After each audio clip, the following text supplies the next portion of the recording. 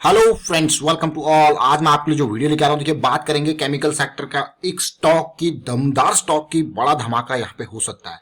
चलिए देखते हैं, समझते हैं स्टॉक को थोड़ा सा डिटेल में, टेक्निकल फंडामेंटल एस्पेक्ट से। और जो करेक्शन चल रही थी पिछले 3-4 वीक से, उस करेक्शन का इंपॉर्टेंट टर्निंग पॉइंट देखने को मिल रहा है। रेजोल्यूशन से थोड़ा सा दूर है, तो समझने की कोशिश करते हैं इस करेक्शन को भी टेक्निकल चार्ट्स में।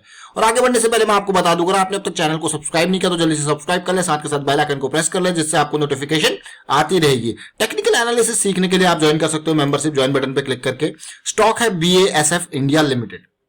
इस स्टॉक को देखिए आप, ये स्टॉक जो है एक अलग अलग पोर्टफोलियो जिसके है, न केवल एग्रीकल्चरल सॉल्यूशंस बल्कि materials, industrial solutions, surface technologies, nutrition and care and chemicals. बहुत ही जबरदस्त आपको गैर इतने सारे वर्टिकल इसके हैं, लेकिन मार्केट कैपिटलाइजेशन मात्र 6000 करोड़ के आसपास का है। छोटा शेयर जरूर है, लेकिन प्रॉफिट देखो पिछले 3 साल का एवरेज 52% का, सेल्स ग्रोथ 14% की। पिछले कुछ टाइम में मैं कहूंगा इंप्रूवमेंट देखने को मिली है, और उससे पहले कुछ लॉसेस भी देखने को मिले थे और इंप्रूवमेंट भी अब देखने को मिल रही है। अगर रेवेन्यू ग्रोथ देखोगे तो 1100 करोड़ से 7000 करोड़ तक रेवेन्यू ग्रो कर चुका है धीरे धीरे करके। ये BASF की हम बात कर रहे हैं यहाँ पे। और अगर आप प्रॉफिटेबिलिटी में देखोगे तो जैसे मैं आपको बता रहा था, पिछले ये जो कुछ साल है उसमें झटका जरूर लगा था, और अब ये प्रॉफिटेबिलिटी यहाँ पे पॉजिटिव। अभी कुछ टाइम अगर आप देखोगे यहाँ पे पिछले 12 महीनों का नंबर यहाँ पे नेगेटिव में देखने को मिल रहा है। आप कहोगे कैसे? अभी जो क्वार्टर्स के नंबर आए वहां पे अच्छे क्वार्टर्स के नंबर नहीं थे। ये देखिए जरा, ये नंबर जो थे, ये 29 करोड़ का लॉस इस क्वार्टर में एक बड़ा झटका पे BASF के लिए था। लेकिन इस स्टॉक को अगर मैं बात करूं, यहाँ पे एक केमिकल सेक्टर का एक बड़ा नाम है अगर, और यहाँ पे क्यों इस स्टॉक के लिए फोकस मैं आपके लिए लेके आया, वो है पूरा टेक्निकल एनालिसिस के बेसिस पे जो सिचुएशन यहाँ पे देखने को मिल रही है, जो पोजीशन ट्रेडिंग यहाँ पे देखने को मिल रही है, उसके बेसिस पे आपके लिए स्टॉक को लेके आए। अब BASF की अगर मैं यहाँ पे बात करता हूं कि कौन से बड़े प्रोमोटर यहाँ पे है या फिर कौन से शेयर होल्डर हैं, कितने रिटेल निवेशक इन्वेस्टेड, अगर आप देखोगे यहाँ पे स्टॉक में ऑलमोस्ट 6000 करोड़ का मार्केट कैपिटलाइजेशन है, तो कितने लोग यहाँ पे इन्वेस्टेड है देखिए। BASF की बात करो तो 73.3% तो प्रोमोटर की होल्डिंग है, जिसमें कुछ भी गिरवी नहीं रखा हुआ है। मार्च की जब गिरावट आई थी तो जबरदस्त तरीके से म्यूचुअल फंड वाले, देखिए हमेशा याद रखना, ऐसा नहीं है कि गिरावट आती है तो म्यूचुअल फंड वाले शेयर को बेचते नहीं है। एक्चुअली जब गिरावट आती है तो बड़ा रीजन म्यूचुअल फंड वाले ही हल्का करते हैं, तो वही एक बड़ा रीजन होता है।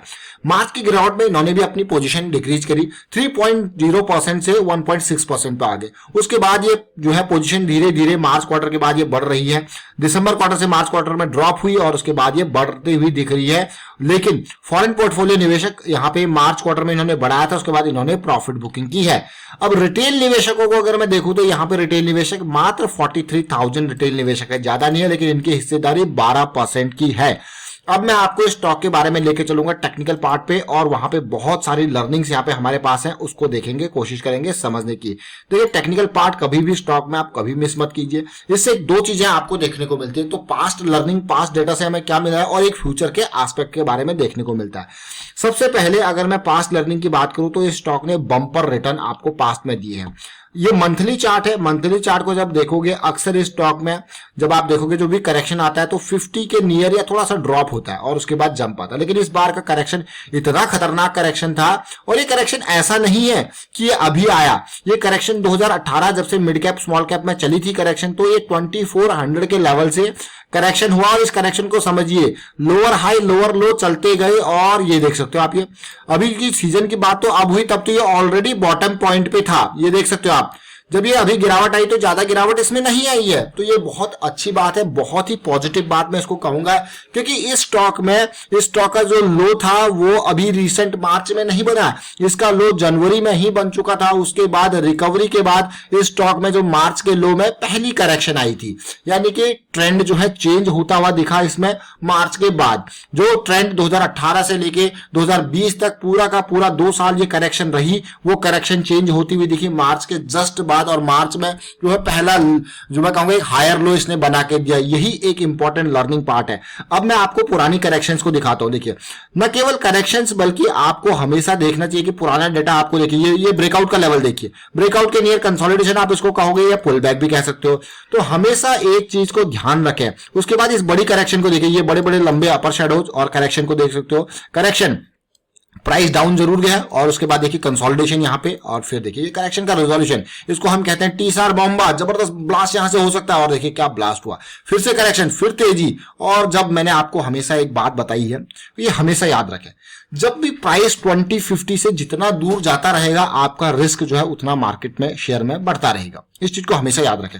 तो इसीलिए हमेशा close to the moving averages 2050 की अगर आप बाई करते हो और करेक्शन रिजोल्यूशन मिलता है तो वो आपके लिए सबसे ज्यादा रिस्क रिवॉर्ड वाली अपॉर्चुनिटीज होती है, सबसे बेहतरीन अपॉर्चुनिटी होती है। इसीलिए जितना दूर जो है वो मूविंग एवरेज से निकल जाए तो आप भी अपने जो है अपने मैं कहूंगा प्रॉफिट को सेव करते रहें, बुक करते रहें। ये कैंडल देखिए, ये कैंडल कितनी खतरनाक इंडिसीजन कैंडल है। इसका लो ब्रीच करना मतलब अपने आप में एक जॉइंट फॉर्मेशन, और उसके बाद देखिए किस तरीके से आया। और इसी चीज को अब मैं छोटे टाइम फ्रेम पे दिखाऊंगा तो आपको और पिक्चर क्लियर हो जाएगी।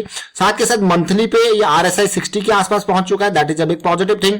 और अब मैं आपको इसके इसी पर्टिकुलर चार्ट को देखिए, जब अप ट्रेंड आता है और जब डाउन ट्रेंड आता है, दोनों में कॉमन चीज यही है कि आपको रिवर्सल्स देखने हैं, एक में अप साइड का एक में डाउन साइड का। रिवर्सल्स मतलब जो ट्रेंड चेंज हुआ है, अब डाउन ट्रेंड में जब आपकी सीरीज चलती है वो लोअर लो लोअर हाई की चलती है, it means it should be change to higher high and higher low, that is simple. अब आप इस पूरे के पूरे डाउन ट्रेंड को देखिए, 2400 वाज द लेवल, और आप देखिए करेक्शन, फिर से तेजी, lower high lower low lower high lower low, and we are getting, देखिए लोअर हाई लोअर लो जिस चलते जा रहा है। और बॉटम पॉइंट जो बना वो जनवरी के आसपास बना, 800 का लेवल। अब आपको क्या जनवरी के आसपास बॉटम पॉइंट बना, व्हाट डू यू मीन, मार्च में गिरावट आई थी, अगेन सी, उसके बाद जंप, फिर देखिए करेक्शन, और अब ये करेक्शन जो है अभी जून के महीने के आसपास और डिप आया था। तो अगर इस करेक्शन को आप देखोगे, अब इसको मैं थोड़ा सा और एरिया को, अब देखिए वो आपका क्या था, लोअर हाई लोअर लो की सीरीज हो गई तो डाउन ट्रेंड आ गया। अब सिचुएशन थोड़ा सा डिफरेंट, ये पॉइंट है आपका मार्च के आसपास का लो, आपको गया मार्च के आसपास का लो, और वो भी 24 फरवरी का। अब आपको क्या 24 फरवरी तो गिरावट तो मार्च 23 के आसपास बिल्कुल डीप पे थी, ये 24 फरवरी के आसपास ही इसने लो बना दिया। देखिए 24 फेब के आसपास का ये लो है, और मार्च में जब आप देखोगे तो मैक्सिमम गिरावट जो है मार्च आते आते तब तक ये पूरा गिर चुका था, लेकिन उसके बाद इसने उसी टाइम पे ही रिकवरी स्टार्ट कर दी थी। और इसके साथ साथ आप इन प्राइसेस को देखिए किस तरीके से डिमांड क्रिएट हो रही है। ये डिमांड क्रिएट हुई और मार्च के टाइम तक जब इसने फिर से, देखिए मार्च के टाइम में नहीं कहूंगा, थोड़ा सा डिप जरूर हुआ लेकिन लो पहले ही बना दिया था। ये देख सकते हो मार्च में एंड तक ये इन्हीं लेवल के आसपास रेंज कर रहा था। तो पूरी की पूरी इस कंसोलिडेशन को देखिए। नाउ हमारे पास क्या है, यहाँ पे हायर लो की फॉर्मेशन यहाँ पे होने लगी। देखिए लो हायर लो की फॉर्मेशन, व्हाट वी नीड कि ये 1200 के लेवल को पार करे जिससे हमारा हायर हाई की फॉर्मेशन हो जाए। और इसके वीडियोस मैंने जून जुलाई में बहुत सारे क्रिएट किए थे कि ये लेवल पार करते एक हमें बड़ा धमाका देखने को मिल सकता है। और ये देखिए सिचुएशन, क्योंकि इस ब्रेकआउट के नियर बेसिक चीज आप देखोगे तो वही हमारी कॉमन 3 चीजें होती है ब्रेकआउट के लिए। What we need, consolidation, small correction और a pull back. And what we got here, we got a small correction, the first thing, and the range is going upside, that is again a good thing। और उसके बाद देखिए और एक pull back भी यहाँ पे आया। अब आप कहोगे पुल बैक, ये तो बहुत ही बढ़िया बात है। देखिए सारी चीजें हमारी कंडीशन मीट होती रही और शेयर ने हमको दिया जंप। देखिए जंप बढ़िया, फिर करेक्शन, देखिए correction after the bullish cross, we need it and it happened. उसके बाद देखिए जंप 1300 से सीधे 1900, मतलब 2 वीक के अंदर बहुत ही जबरदस्त। और फिर से हमारा वही एक कॉमन चीज, शेयर जितना ऊपर जाते रहेगा मूविंग एवरेज से दूर होता रहेगा, आपका रिस्क बढ़ता रहेगा, आपको प्रॉफिट बुकिंग की जरूरत है। आप पॉजिटिविटी देख सकते हो, यहाँ पे क्या पॉजिटिविटी आई है, बहुत ही बढ़िया पॉजिटिविटी। देखिए RSI ऑलरेडी 60 क्रॉस करके बुलिश एरिया में जा चुका था, उसके बाद करेक्शन आई, बहुत इंपॉर्टेंट। लेकिन अब देखिए यहाँ पे, अब आगे फ्यूचर की बात। पास्ट तो आपने देखा, जरा फ्यूचर देखते हैं। पिछली कैंडल, पिछले वीक की कैंडल बड़ी झटके वाली कैंडल, इस वीक की कैंडल छोटी कैंडल, यानी कि हमारा लायंस अटैक, पानी पीने आया का सिस्टम, और साथ के साथ 3 कैंडल का ये हाई ब्रीच करना इंपॉर्टेंट।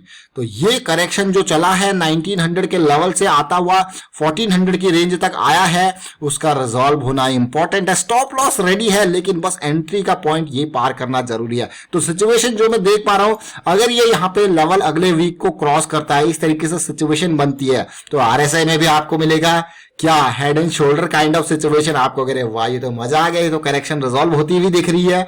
अब इस करेक्शन के रेजोल्यूशन को आप देखिए तो इसीलिए मैं आपको कह रहा हूं ये जो लेवल है ऑलमोस्ट ये लेवल बनता है 1550 के क्रॉस यानी कि 1560 1517 की रेंज, और स्टॉप लॉस बनता है 1370 के आसपास। वीकली चार्ट्स है, साथ के साथ डेली टाइम फ्रेम पे देखते हैं कैसी सिचुएशन है, वहां पे और बेटर आपको सिचुएशन मिलेगी। देखिए जो चीज आपको बड़े टाइम फ्रेम पे क्लियरली नहीं दिख रही उसको जाइए छोटे टाइम फ्रेम पे देखिए, समझिए ये एरिया बहुत इंपॉर्टेंट है पार करने के लिए। यहां पे क्या बनेगा हमारा, अब आप कहोगे ये तो हेड एंड शोल्डर पैटर्न बनता हुआ दिख रहा है रिवर्सल वाला, ये देखिए जरा, इसीलिए आपके लिए इस एरिया को मार्क कर लीजिए। स्टॉप लॉस इंप्रोवाइज जब करोगे तो आपका स्टॉप लॉस यहां पे जाएगा। फिलहाल 20 के नियर सपोर्ट ले रहा है, that is a big thing, good thing. और अब उम्मीद करेंगे यहाँ पे जल्दी से जल्दी ये 1600 के लेवल को पार करे ताकि हमें इसमें बड़ी रैली देखने को मिले। वाइंड अप करता हूं वीडियो को। वीडियो अच्छा लगा तो शेयर जरूर कीजिए, लाइक कीजिए, चैनल सब्सक्राइब नहीं कर तो जल्दी से सब्सक्राइब करें, और हमेशा शेयर मार्केट में रिस्क को हमेशा मैनेज करके चले, इधर with stop loss with hedging, जिस तरीके से भी आप चल रहे हो, लेकिन रिस्क को हमेशा प्रायोरिटी पे रखें। Thank you for watching the video.